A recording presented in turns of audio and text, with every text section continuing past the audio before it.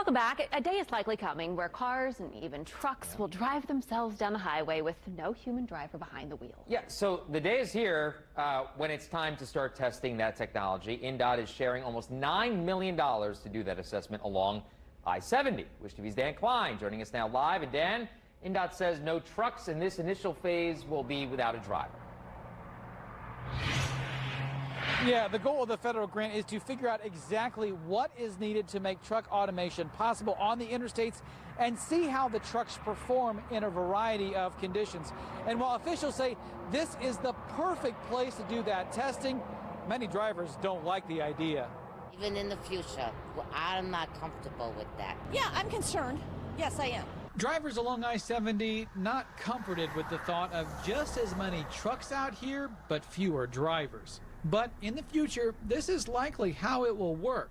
One human truck driver leading a platoon, using technology to connect with trailing trailers. And that day may not be far off. It could be something that conceivably within the next decade, we move much further in that direction. A $4.4 million federal grant plus another $4.5 million in matching funds from partners looks to move that forward. The goal is to determine what is needed to make truck automation a reality, not just on this heavy freight segment between Indianapolis and Columbus, Ohio, but all across the country. Connectivity, pavement conditions, weather conditions, all up for study. Indiana is really an ideal place to test a lot of automotive and transportation technology because we have 4 very distinct seasons. Some truck drivers have their doubts. I don't think I'll see it in my lifetime at least. Thanks to the expense of the technology, unpredictability of other drivers, and bad weather. You got a trailer hanging back there